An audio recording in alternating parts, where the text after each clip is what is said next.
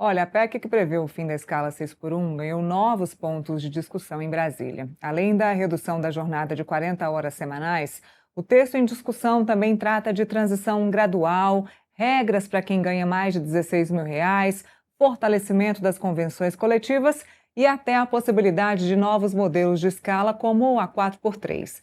Para a gente analisar os impactos políticos e econômicos da proposta, vamos conversar agora com Pedro Vieira, consultor da Action Consultoria e das frentes parlamentares. Pedro, obrigada por estar aqui com a gente hoje, obrigada pela gentileza de vir aqui até o Metrópolis para a gente falar um pouquinho mais sobre esse assunto. Bom, Leila, prazer é meu, obrigado por me receber e vai ser um prazer colaborar com o debate e com atualizar um pouco o que está acontecendo no Congresso sobre esse tema tão importante, né? Olha, para quem está nos assistindo, a gente atualizou agora vocês o andamento desse projeto, da PEC e do PL aí com a Marília Ribeiro, nossa repórter que estava contando para vocês os detalhes. E agora a gente vai esmiuçar um pouquinho para vocês que não estão entendendo como é que essa jornada da 6 por 1 pode ser modificada e em que tempo isso pode ser modificado, porque a maior discussão é a questão da transição, em quanto tempo isso pode ser modificado, porque existem duas discussões. Uma discussão inicial do projeto inicial mesmo, que estava correndo no Congresso desde 2019, de que essa transição seria de 10 anos, e também de uma transição imediata. O que seria melhor nesse momento, levando em consideração que é um projeto que precisa beneficiar o trabalhador e também os empresários? O que seria um bom meio termo? O que a gente tem acompanhado, eu acho que a gente tem acompanhado o Congresso debruçado de fato sobre essa dificuldade, esse dilema de encontrar um meio do caminho, né? Um equilíbrio entre o que de fato é bom para o trabalhador e o que de fato é viável para as organizações. E o Congresso tem feito um trabalho legítimo de discussão desse tema, né? Eles têm percorrido o Brasil, fazendo debates e audiências em todos os estados no objetivo de construir um acordo de entendimento, né? Eles têm se reunido com as frentes parlamentares, o próprio Léo Prats já foi na Frente Parlamentar do Comércio e Serviço, que é uma frente focada e se debruça sobre a discussão dos temas mais caros para o setor de comércio e serviço, um dos que de fato vai ser mais impactado aí pela mudança na regra, e tá sendo feito o entendimento de uma redução, né, dessa jornada de trabalho. E o grande embate, como já foi colocado aqui, é a questão da transição, né? Uma transição abrupta demais pode gerar um impacto repentino para as empresas que já estão se adaptando a uma nova regra tributária, que também entra em vigor agora no próximo mês. Mas uma mudança lenta demais é muito negativa para o governo, que vê, de fato, a votação do projeto como um benefício para a eleição, né? Uma pauta, uma agenda positiva para ele durante a eleição. E eu acho que a apresentação do parecer que estava marcada para quarta-feira passada não foi feita e foi adiada para essa semana, para segunda-feira, exatamente por conta desse dilema, né? Esse período de transição. A gente viu o Léo Prats conseguindo avançar muito bem em alguns aspectos estratégicos do projeto, como a questão da redução da carga horária, da jornada, ter ajustes na escala, qual a construção do texto que se vai colocar dentro da emenda constitucional, mas essa questão da transição ainda está meio nebulosa e provavelmente hoje a gente deve ter algum desdobramento dessa negociação entre executivo e legislativo ali na figura do Hugo Mota, né? Na verdade, executivo e Câmara dos Deputados, né? Pedro, eu vou aumentar aqui o nosso bate-papo, vou colocar o Felipe Monteiro, que é o meu parceiro aqui do Contexto de Todos os Dias. Felipe, muito bom dia para você. Quero te ouvir, colocar você aqui no nosso debate sobre escala 6 por 1, porque hoje é semana decisiva, ou assim a gente espera que seja semana decisiva sobre esse assunto. Bom dia, Neila. Bom dia, Pedro, os nossos telespectadores. A escala 6 por 1, na verdade, virou uma realidade, né? Na verdade, antigamente o pessoal discutia, né, o fim da escala 6 por 1 e tinha as pessoas que eram contra o fim da escala, e hoje em dia não se discute mais, né, manter a escala 6 por 1. Pelo contrário, né? As pessoas estão discutindo regra de transição e estão discutindo exceção, né, a alteração da escala 6 por 1 para 5 para 2. Aí eu queria saber a opinião do Pedro, né, já que o Pedro está se debruçando muito sobre esse assunto, né, da alteração da escala. É, tem pessoas e tem instituições, né, como a Associação Brasileira de Proteína Animal, né, que fala que a escala 6 por 1 vai gerar muito prejuízo, né, ao setor, porque o setor é muito específico, né, e precisa de determinadas pessoas que trabalhem, né, numa escala 6 por 1, né, continue trabalhando na escala 6 por 1. E, e a associação fez uma nota técnica falando exatamente que a realidade do Brasil, já praticamente todo mundo trabalha na escala 5 para 2, né? As 4 horas, das 44 horas, são distribuídas, né, nos 5 dias da semana. Aí eu queria saber como é que está essa discussão, né? As associações estão se colocando contrárias à escala 6 por 1, como é que é essa discussão do estado da arte fora do Brasil, né? Eu não conheço país que mantém a escala 6 por 1, por exemplo, né? Na Europa já está no 5 para 2, estão se discutindo o 4 para 3. Eu quero saber a sua opinião sobre esse assunto, assim, de forma geral. Bom dia. Bom, o que eu tenho acompanhado, faço acompanhamento de perto da Frente Parlamentar do Comércio e Serviço e da Frente Parlamentar do Empreendedorismo, né? E eles têm, os parlamentares que atuam nessas frentes parlamentares, eles têm uma aproximação muito grande com o setor, no sentido de escutar as dores, as preocupações, né? E de fato, a gente tem acompanhado que diversos setores de bares e restaurantes, setores ligados à agricultura, têm colocado uma preocupação muito grande na mudança da escala, né? Mas a gente vê que a discussão ela vai até para um nível setorial, né? Setores ligados à indústria não se incomodariam com uma mudança de 5 para 2, mas se preocupam com uma redução de jornada. Setores mais ligados ao atendimento ao público se preocupam com uma escala do 5 para 2 e não tanto com uma redução da jornada. Então, existem preocupações setoriais, né? E aí eu acho que esse é o grande equilíbrio que o deputado Léo Prats tem feito, a Câmara dos Deputados como um todo, né? Alguns deputados ligados à frente do comércio e serviço, à frente do empreendedorismo, têm feito esse trabalho de conseguir fazer com que o texto constitucional possibilite caminhos, né, para atender diferentes setores, né? E, eventualmente, uma regulamentação mais específica seja feita por acordo, ou então até mesmo por lei, seguida de uma discussão da PEC, né? Para você não conseguir ou engessar demais ou flexibilizar demais, né? Então, esse está sendo a grande dificuldade do relator na construção de um texto que possibilite ajustes setoriais e atenda tanto o trabalhador quanto os diferentes setores da empresa, né? E os parlamentares têm se debruçado muito sobre isso. Eu acho que, de fato, o que a gente viu uma resistência muito grande no início da tramitação da PEC, né? Se você parar para pensar, quando ela foi protocolada, já tem bastante tempo, e a mudança de cenário, a mudança de entendimento dos parlamentares de verem que essa votação ela deve acontecer, que a redação tem que ser ajustada, tem que ser trabalhada, a gente tem visto uma mudança de posicionamento dos parlamentares em relação a isso. Isso não quer dizer que o texto não possa ser trabalhado, né?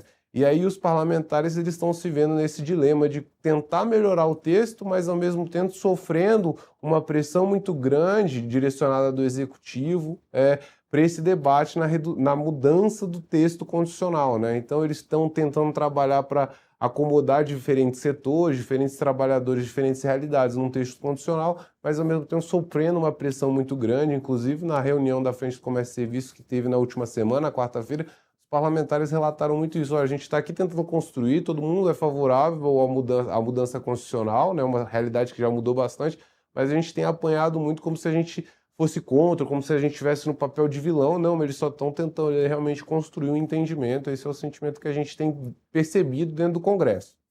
Pedro, para além de todo o entendimento e da boa vontade de trazer esse benefício para os trabalhadores no Brasil, no geral, existe um impacto econômico e grande.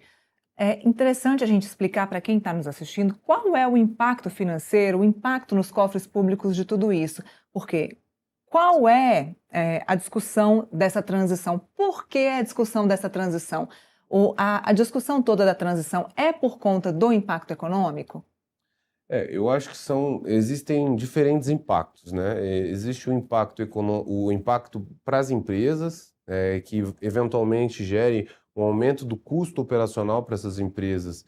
E quando você fala de custo operacional, você está necessariamente impactando no preço, né? Isso é uma realidade específica de empresa para empresa, de setor para setor, então é difícil da gente entrar. O impacto vai ser tanto para o setor tal, que é muito setorial, né? Mas existe também uma preocupação com o impacto nos cofres dos estados, dos municípios, né? que hoje tem muitos contratos que os municípios e estados têm com empresas privadas que adotam escalas, por exemplo, 6 por 1, ou que tem uma jornada de trabalho de 44 horas semanais, e que o contrato de prestação de serviço dessas empresas com o município vai sofrer uma alteração e vai sofrer uma pressão financeira também. Então, existe também um estudo, e aí à frente dos prefeitos tem discutido muito sobre isso, sobre um eventual impacto financeiro nos cofres dos municípios, dos estados. Isso é uma preocupação que tem que ser levada em consideração na aprovação da PEC, sem dúvida nenhuma. Como o nosso programa chama Contexto, e a gente está contextualizando aqui para quem está nos assistindo, estamos falando de dinheiro público, de que forma o dinheiro público sai nesse momento? A gente está falando de impacto, é o quê? É imposto? É pagamento de previdência? O que é que impactaria nesse momento? Por que se gastaria mais dinheiro nesse momento com a transição dessa jornada?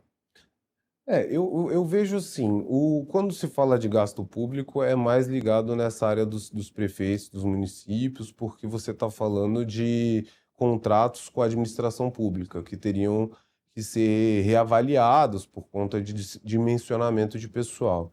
Mas quando a gente fala do setor empresarial, você está falando, na verdade, de até eventualmente maior arrecadação, porque você vai ter que necessariamente eventualmente contratar mais pessoas, para gerar mais e tentar, de alguma forma, formalizar mais, né? E aí você entra no dilema da formalização do emprego, né?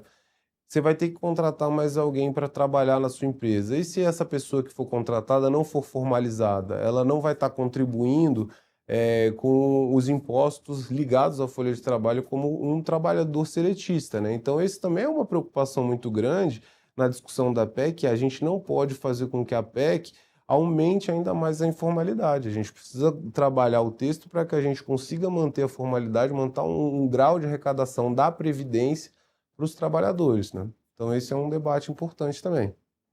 Felipe, sua pergunta, por favor, para o Pedro. Aí tem uma discussão interessante, né? O pessoal fala que vai aumentar o impacto financeiro, vai aumentar o custo, mas ninguém pareceu de uma planilha, nenhum estudo sério, nem setorial, dizendo qual que será de fato a dimensão desse impacto, né? Inclusive, Pedro, eu estava lendo um estudo recente, acho que foi da França, se não me engano, falando exatamente que a escala 5 para 2 fez com que houvesse uma redução de custo do empresário, até porque os empregados ficavam menos doentes, né? Os empregados fingiam, né, que estavam doentes, né, e não entregavam aquela cultura do atestado, né, para faltar.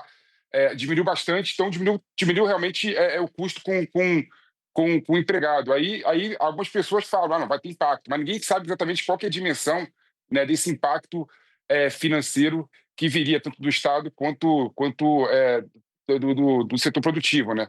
E aí vem a discussão, né? No Brasil, a gente gosta de fazer discussão muito mais na retórica e muito menos na tecnicidade, né? Mostrando realmente número, né? De fato, com impacto. E, ao que tudo indica, né, que foi falado aqui no começo do programa, pela Marília, tem uma possibilidade de colocar nessa emenda constitucional a possibilidade de contratação por hora, né? Que no Brasil é uma vedação clara. Como é que você vê essa questão da vedação, da contratação por hora, né, como uma forma de tentar atenuar o impacto da classe empregadora em relação à mudança da escala 6 para 1 para 5 para 2? Bom, primeiro eu vou falar um pouco sobre essa questão de fato dos estudos, né? Eu acho que essa parte dos estudos econômicos de fato é muito importante quando a gente está fazendo análise de mudança legislativa, né? E quando você fala de mudança de impacto do custo dos cofres públicos do Estado, a responsabilidade de trazer os dados e as informações é de fato do Estado, né? Da Receita, em níveis federais da Secretaria de Fazenda, porque eles que de fato que lidam com o dinheiro da arrecadação de uma forma geral, né? Então eu acho que essa parte de embasamento técnico numérico é muito importante na discussão legislativa. E essa mudança proposta pelo relator, a gente até acompanhei no noticiário, né, na questão dos R$ 16.000, você ter flexibilidade na negociação das horas, eu acho que vai muito na linha do relator tentar ver uma forma de aumentar a formalização do trabalhador, né? Você tem aquele termo hipossuficiente, né? Então, um trabalhador que tem uma remuneração melhor consegue negociar de forma mais direta com as empresas, né? E consegue fazer um arranjo de hora de trabalho, de remuneração mais adequado e mais equilibrado. Então, eu acho que a tentativa dele é tentar buscar essa formalização do trabalhador seletista para o ambiente geral, né? Então, eu acho que é uma mudança que está sendo estudada, assim como todas as outras. A gente tem que ver se, de fato, isso vai entrar dentro do acordo que está sendo construído entre Executivo e Legislativo hoje, né? Porque é um tema que pode ser considerado sensível, né? Pedro, o texto fala sobre a questão de fortalecer as convenções coletivas. Isso, de algum modo, também pode fortalecer os sindicatos? Quando você fortalece as convenções coletivas, você está dando mais relevância, mais importância aos sindicatos, porque você possibilita o famoso acordado sobre o legislado, né? E os sindicatos têm um papel muito importante nesse processo como um todo. De fato, você está fortalecendo o sindicato, o trabalho do sindicato, mas aí, pelo que a gente tem acompanhado, ele não traz nenhuma expectativa de volta de contribuição, de arrecadação, que é um outro ponto sensível, né? Mas ele de fato fortalece a figura do sindicato no que há na negociação entre patrão e empregado, né? Que é parte importante e eu acho que é uma linha de trabalho que o setor privado está vendo de conseguir garantir impactos menos severos para a operação no dia a dia das empresas, né? Fortalecer essa negociação direta com o sindicato pode ser algo menos nocivo do que colocar na Constituição um texto que vai limitar demais o possível de ser feito ali pelas empresas. Foi bom você tocar nesse assunto, né, Felipe? Essa questão da limitação das categorias, porque são muitas categorias. A gente está falando de seletistas e de categorias infinitas para serem ali cerceadas ou colocadas numa cerca de uma PEC. Então, hoje a gente tem uma PEC e tem um PL. O que a gente escutou dizer, inclusive do ministro Guilherme Boulos, é que a PEC colocaria uma regra geral e que o PL viria por fora, floreando, digamos assim, colocando termos gerais nas categorias. A gente pode dizer que vai ser feito de fato dessa forma? É, afirmar categoricamente assim é complicado no ambiente legislativo, né? Mas Mas é o que está se certo, encaminhando. o que a gente tem visto se negociando é, de fato, fazer um texto constitucional um pouco mais amplo, né, abrangente, e esses aspectos setoriais mais específicos serem regulamentados por lei ordinária, né? Então, você teria uma tramitação completa da PEC, essas são as informações que a gente recebeu, né? Aprovação tanto na Câmara quanto no Senado, para ter conhecimento do texto constitucional que vai ser alterado e daí então vir uma discussão com mais calma, né, em relação a essas demandas setoriais numa lei ordinária. Felipe, mais alguma pergunta para o Pedro? Assim, o ponto que eu acho interessante nessa discussão toda, né? Outro dia eu estava vendo uma pesquisa qualitativa falando que os empregados vão fazer com o tempo livre, né? E aí eu fiquei surpreso porque a maioria dos empregados falaram que vão procurar o bico, né? Ou seja, vão trabalhar, né? Então esse discurso de parte da esquerda que fala que os empregados vão ter mais tempo com a família, vão ter mais tempo com seus filhos, não é tão verdade assim. Pode ser uma verdade também, mas não é tão verdade assim. Aí tem aquela preocupação, né?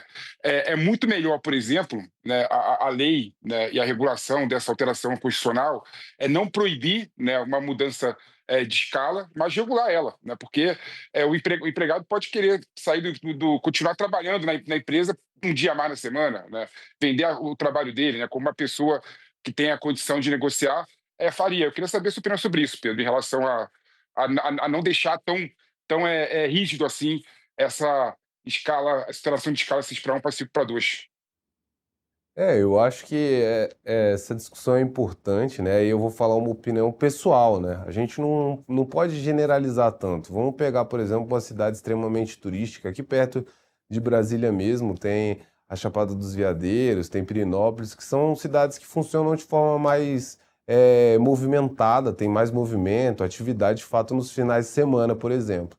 O que você impede, né, o estabelecimento que funciona exclusivamente ali em Pirenópolis, um café, um restaurante, de funcionar com mais intensidade, ter uma mão de obra mais intensiva, a sua folha, né? Trabalhando de forma mais intensa ali, né, nos finais de semana e folgando nos dias de semana, né? Então é o que a gente fala de realidades. Existem realidades de setores, de empresas, de regiões muito delicadas e você trazer a flexibilidade para a negociação, para definição de escala, de horário, lógico, calcada ali na redução da carga horária geral é importante para o trabalhador, para as empresas, para a adaptação, né? Porque você precisa dessa flexibilidade exatamente para você conseguir fazer com que a formalização aumente. Eu acho que esse é um grande desafio do Congresso no que diz respeito à reforma da 6 por 1, né? A essa discussão constitucional, a questão da CLT, é garantir que a CLT seja mais competitiva no que diz respeito à informalização, né? Porque hoje é uma realidade, né? A gente tem acompanhado muitas pessoas trabalhando de forma informal no país, né? Esperar agora é um projeto que abarque, no geral, e depois um PL ou outras formas de formalização, como, por exemplo, os próprios sindicatos, que façam acordos. O presidente Lula tinha falado isso antes, né, Felipe? Eu venho sempre lembrando isso aqui, que antes de toda essa manifestação do próprio presidente Lula, ele falava que, olha, o ideal mesmo é que os conselhos, os sindicatos conversem entre si e cheguem aí num consenso. Então, será esse o caminho?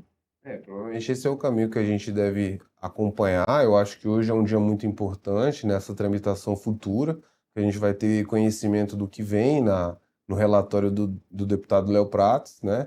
E como que vai ser o desdobramento da semana e como o Congresso, a sociedade vai receber esse texto dele. Mas eu acredito que a gente deve ver, de fato, um texto constitucional mais amplo, que ainda tem que tramitar no Senado, vale destacar, e que depois seguido, eventualmente, de uma discussão num projeto de lei.